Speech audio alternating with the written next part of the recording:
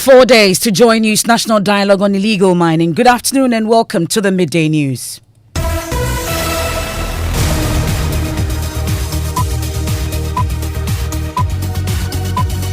The news is live on Joy 99.7 FM here in Accra and Kumasi on Love 99.5 FM. Affiliates across Ghana's 16 regions. We are on Radio Justice in Tamale, A1 Radio and Dreams FM in Bogatanga. We are on Fafa Radio in Georgia. We are live on X Spaces. We are on Facebook. We are on myjoyonline.com. The Midday News is sponsored by Petrol Sol. Your clean fuel in full quantity. Petrol Sol is always a delightful experience. Also brought to you by Duro Plus Ghana Limited, producers of quality PVC and HDPE pipes and water tank. We are the only water storage tank with a level indicator. Where Dura Plus goes, water flows. This afternoon, a visibly unhappy, pained and concerned special prosecutor opens up about his difficulties in the fight against corruption, alleging a grand scheme by some judges to frustrate investigations. Presiding over cases in court do not take very kindly to criticism, especially of the public calling out variety, as we do. And that if the office persists in the media releases, the judges will gang up against the office and throw out all our cases. We're live at the OSP headquarters for all the details. Also in this bulletin.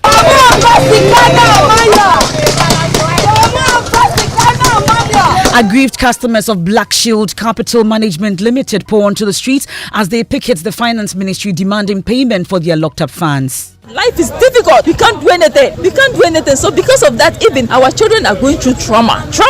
I don't know how to explain it. It's so painful. The plan we have for our children, over 2 million Ghana cedis, and we can't even take care of our children. Meanwhile, Associate Dean of Academic City University has charged the youth to rise and demand good governance and leadership with more peaceful protests. Also this afternoon, Joy News Clean Ghana campaign records high impact as a study reveals 8 out of 10 persons have changed their approach to sanitation issues in their environment. We have details of a study conducted by the AMA. 83% of the respondents said they had a change in behavior after following the Joy Clean Ghana exercises. We have sports. Ghana FA Vice President Makado appeals to government for assistance over Bet Power's withdrawal as Premier League headline sponsors. We have details of that and more here on the Midday News. I am Emefa. Apawu, this is your home of independent, fearless and credible journalism. Please do stay on for details.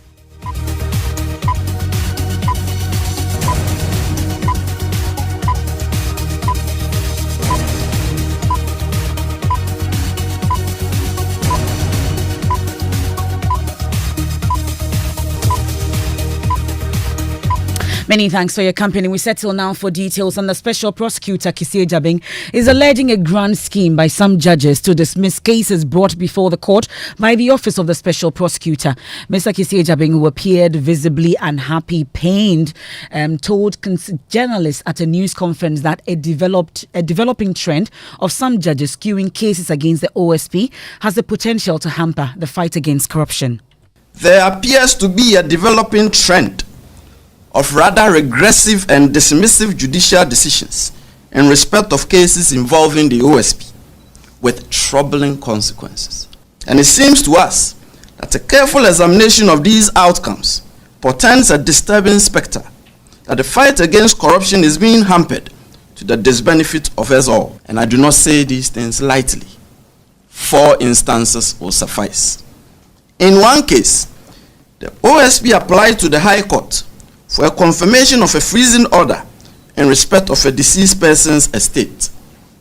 The judge refused to confirm the order by, in effect, holding that the OSP had come too late since the person of interest had died, and that his death had extinguished the inquiry commenced after the occurrence of death. We publicly commented on this outcome, and the danger of this outcome is obvious, members of the press. It is to the effect that a person may, in his lifetime, acquire property through corruption, and then upon his demise, happily pass on the corruptly acquired property to his estate, and by so doing, extinguish all scrutiny as to the propriety or otherwise of the acquisition of the property, because his corrupt activities were not discovered during his lifetime. Let me take you live to the office of the special prosecutor where my colleague Elton Brobe monitored that press conference and joins us on the line. So, Elton, what gives him the conviction that these judges deliberately skewed the cases against the OSP to the extent of embarrassing the office? So, Emefa, he provided 4 cases to back his claim that there appears to be some, unwritten, part by some judges presiding on the cases brought before it by the OSP, and the pronouncement or the ruling of these judges gives him the impression that the court has been set up to make his work difficult. He spoke about the Charles Edubois case, the Labianca case, which also included the former head of the custom divisions and the GRF, and of course this is the other part case. According to him, some of the applications were by experts. Their decisions were taken on their blind side. And then in cases where they appeared before court, some of the rulings suggested that they were not to investigate ongoing cases. This, according to him, came as a surprise to him. And he went on to make the point that we are heading towards doom if this posture of some of the judges, which he perceived to be biased against the OSP, is not checked. Purported clothing of the affected persons with immunity from investigation and hence immunity from prosecution. Members of the press, the duty and mandate of the courts is to apply and enforce the laws of the Republic and not to grant persons immunity from criminal investigations and prosecution.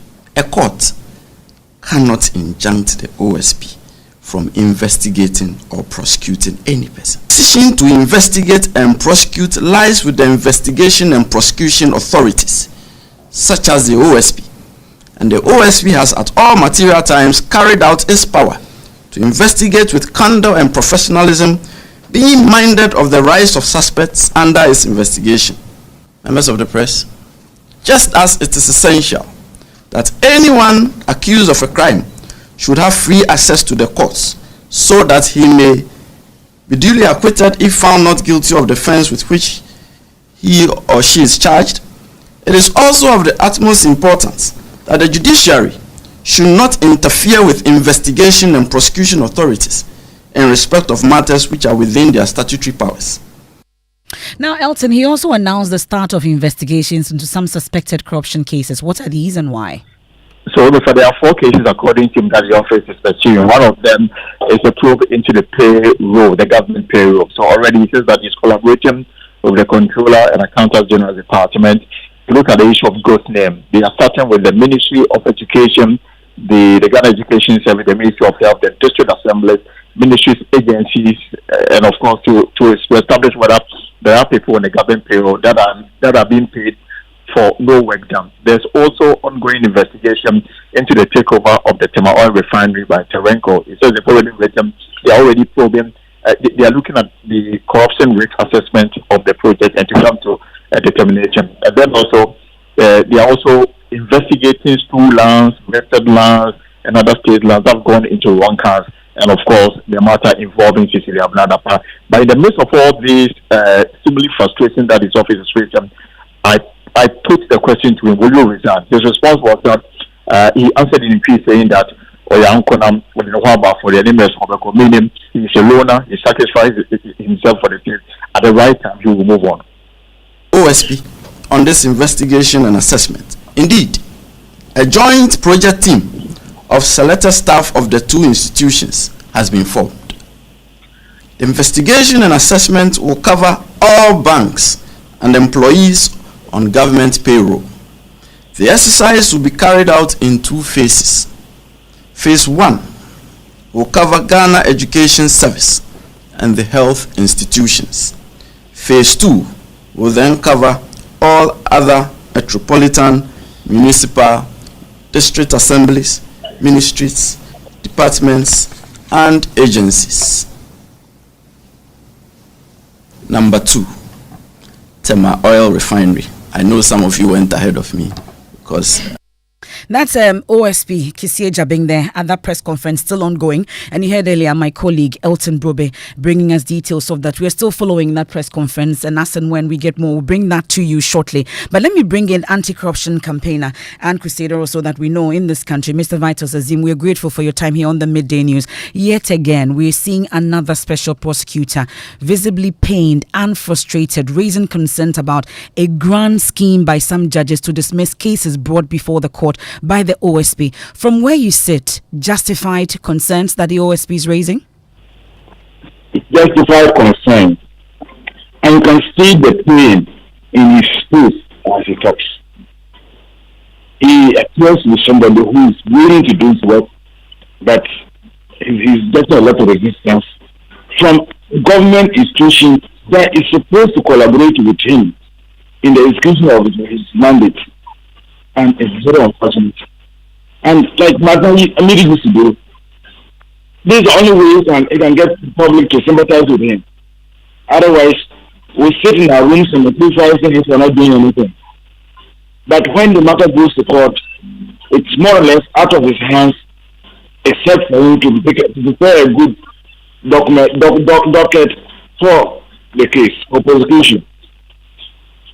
But really, Mr. Azim, the concern also is that as much as we want to fight corruption, we can't also just run to court based on public sentiments. At least these are some of the judgments that the court gave. Is that also not right from where they also stand? You see, like he himself said, he's not saying that any case he takes to court, he should necessarily win. But sometimes, when you do a ruling that looks ridiculous, why would you want to tell the prosecutor that he can no longer conduct any other investigation into that particular case? What is your concern?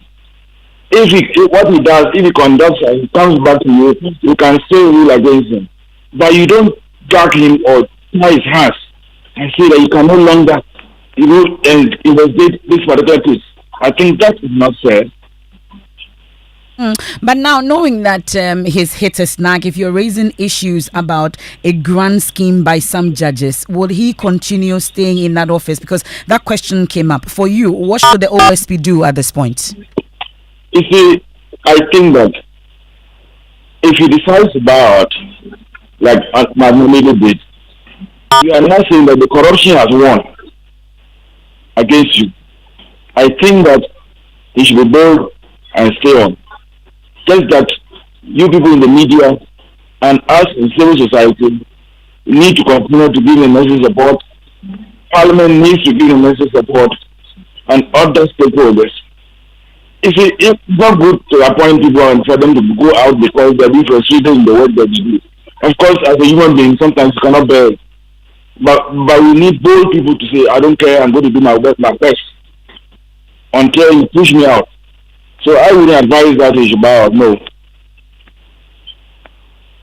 Okay, Mr. Vitus Azim, we are grateful for your time here on the Midday News, and in the coming days, of course, we'll get to interrogate this particular issue further and subsequently on our other bulletins, also on myjoyonline.com. But let me take you live on the ground again, and customers of Black Shield Capital Management Limited, formerly known as Gold Coast Securities Limited, have taken a bold stand by blocking the entrance of the Ministry of Finance, demanding the release of their locked-up funds. The aggrieved customers initiated a 36-hour picketing at 11 a.m. yesterday, staging their protest at the Finance Ministry to press the government for the restitution of their frozen investments. My son got admission in one of the university at East London side. I forgot the name of the school actually. So when you got all that we need is the money to pay the school fees.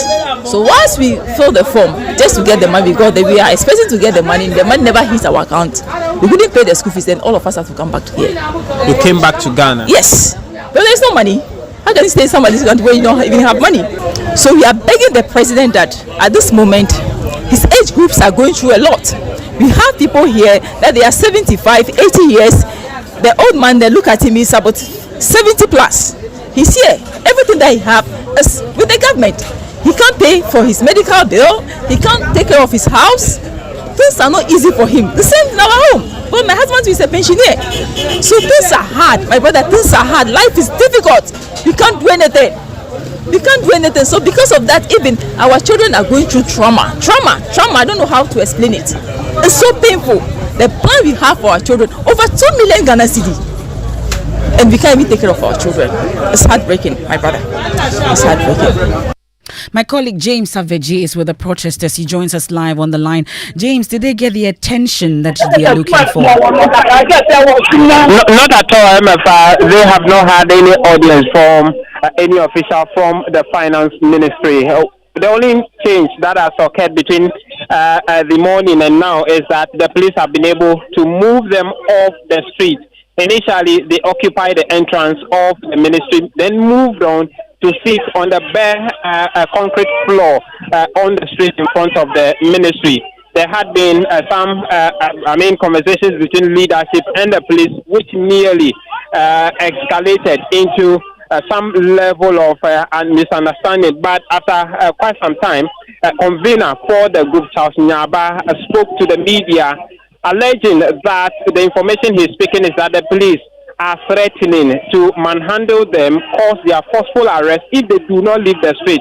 But after about some 10 minutes, they came back to announce that they need to leave the street as they have promised to get the finance minister to come to address them. And so as we speak, we are still awaiting the finance minister or any member from the finance ministry to address them on the way forward. Emefa. That's my colleague James Saveji. Well, we may know where the finance minister is. At least he's been at the La General Hospital, and he says he's pleased with the work done so far by the contractor. He visited the site of the La General Hospital to inspect the ongoing project after directing the contractor to begin works following renegotiation of the contract. Well, we wanted to come and see how far the contractor Polichandra had mobilized.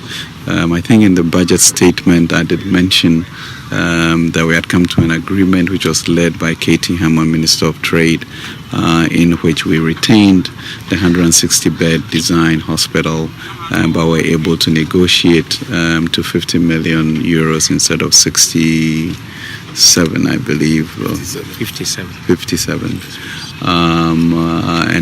And that's all part of the burden sharing in terms of cutting down expenses that we all recognize must do.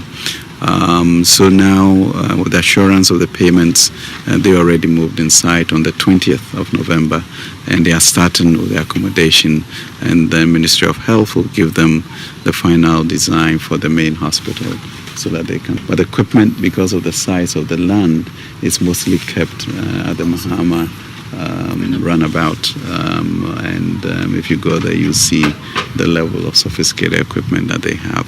So we're excited that within a year we'll get a substantial part of this to be commissioned by the president. That's Finance Minister Ken Oforiatta there at the La General Hospital. Now I'll take you to Shayo Sudoku District Hospital, where the NDC flag bearer John Dramani Mahama has commended management of the facility for maintaining it since his government constructed and operationalized it before leaving office. He also acknowledged the gains the hospital has made for the past 5 years in maintaining a low maternal mortality rate. The Shayo Sudoku District was one of the first beneficiaries of the hospital's NDC government under John Dramani Mahama completed under its health infrastructure agenda. John Mahama has, however, been addressing staff and management of the hospital during a donation ceremony to mark his 65th birthday, expressed worry about the current state of the hospitals his government could not complete. I am highly impressed with the maintenance of this hospital and the high professional standards that the staff are showing. It is held up as one of the model hospitals in West Africa, and actually the WHO has asked other countries to come and emulate, the way this hospital has been kept. And the idea for this hospital being to create a system of satellite hospitals that will ease the pressure on the main hospitals like Ridge and Kolibu and 37 and Police Hospital. And that's why the East Hospital was started, and that's why Shayo Sudoku was started. Several other hospitals, Fomena, Kumewu, Abetifi, Bekwai, Afai Ministry Hospital and all that. But maybe in Ashanti there was too much pressure on Konfanoche. And so on my birthday, I came to share a little of the joy of the day with both the staff and the patients. And I just want to take the opportunity to encourage them to continue doing what they are doing so well already. And may God continue to bless them, continue the maintenance. The hospital looks almost the same as when I commissioned it 7.5 years ago. And so may you continue doing what you're doing, and God richly bless you. Former President John Dramani Mahama there. My colleague Samuel Mbura is with the team, joins us on the line. So what's been the reaction? It's a birthday that patients were not expecting. Tell us more. Well, it was a large atmosphere at the hospital here at the Shayo Sudoku District Hospital. The medical superintendent expressed gratitude for the kind gesture extended by the former president and the flag bearer of the NDC, but he is also making further appeals for facilities and then transport needs to be addressed, because they don't have adequate access to transport their workers. So they use the opportunity to thank him for the kind gesture and then extend further appeal to him to improve the infrastructure at the hospital.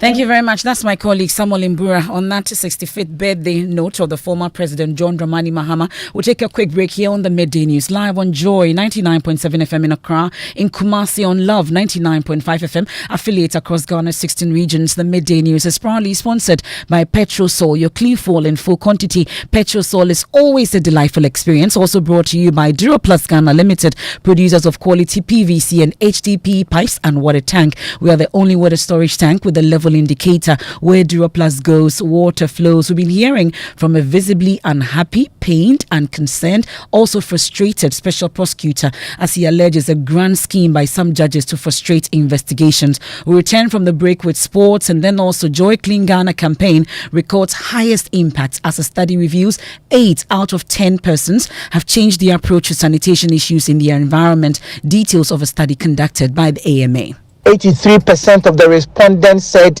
they had had a change in behavior after following the Joy Clean Ghana exercises.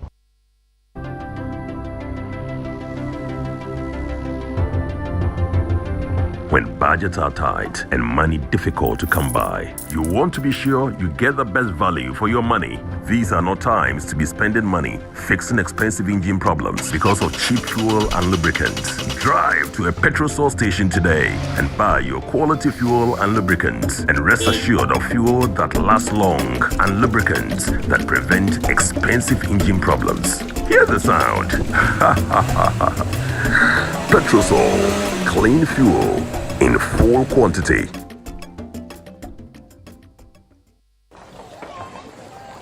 Imagine say water wake up at dawn, e no buff, e no chop, where e vanish for your area for 2 weeks. You no get one drop safe inside your tank. Hey. Haja, our life was in dangerous. Only our neighbor get water with water tank. Water tank? Yes, water tank.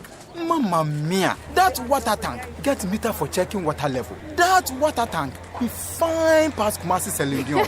That water tank be tough like Ghana Army. That water tank, they carry water pepe, so say some no go left inside the supply tank. What a tank! As my boss, Mr. Poncho, go talk. Beautiful, durable, with water level indicator and accurate volume of water. Water tank. What a tank! By Duraplast.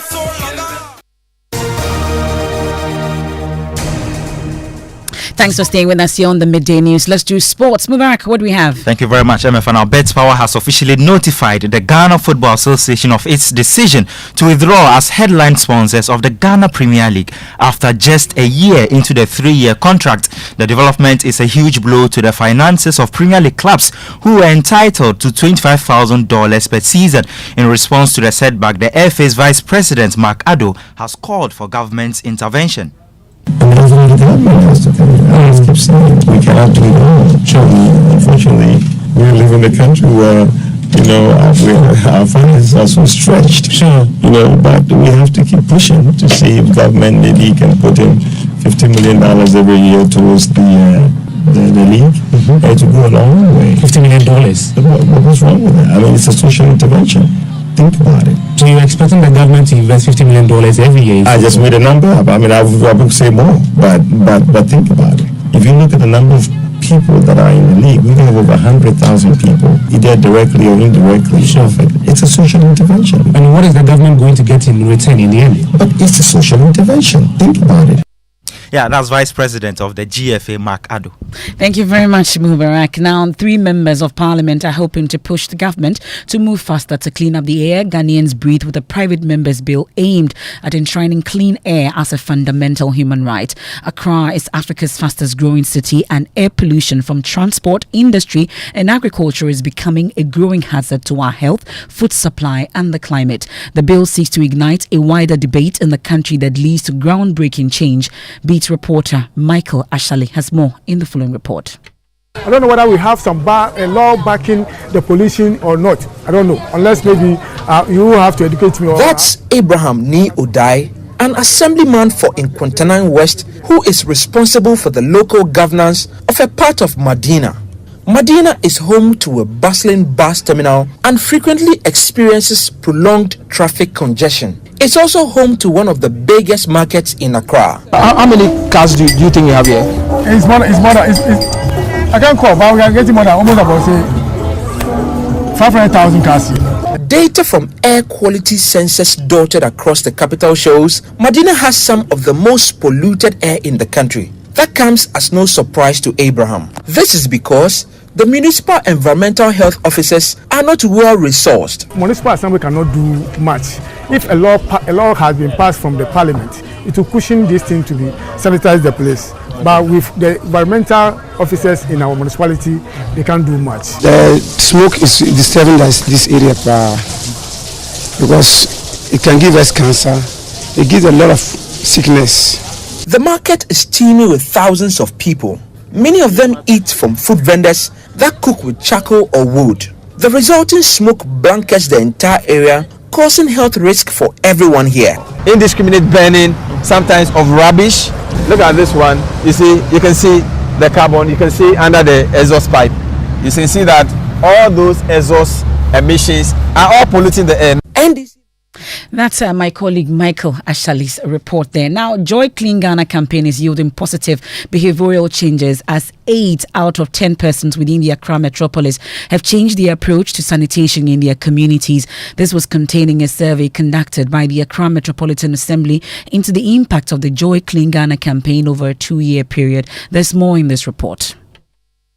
Metropolitan Assembly has quickened its steps to introduce star rating systems to improve sanitary conditions. Just like hotels receive stars, the AMA has commenced the assessment of public toilet facilities with a star rating system. That was one of the episodes where the AMA was on inspection tour of some public toilet facilities. After 4 years of airing the Joy Clean Ghana campaign, the AMA has conducted a research into its impact on the audience. The survey was done in 3 sub-metros called clusters of the AMA. 250 respondents were selected from each of the 3 sub-metros for the study. Also, 30 respondents each from the 10 regions, making 300, were also interviewed, making a total of 1,050 respondents. The study found that 83% of the respondents have had a change in behavior after the exercises. 83% of the respondents said they had had a change in behavior after following the Joy Clean Ghana exercises. Going deeper into the findings, 50% of the respondents said they are very careful about food safety now. 24% said they've stopped buying food from outside. 18% also said they have started doing the right things, with 8% of the respondents saying they have stopped selling in dirty environments. Now, in what is evolving into a political spectacle, the upcoming parliamentary primaries in Okankwe North presents a challenging battle. Nana Ama Dokuya, the sitting MP for Ekropong and Deputy Trade Minister, will attempt to fend off opposition from 5 party stalwarts to represent the party in the different constituency. Here is Raymond Akwa's report.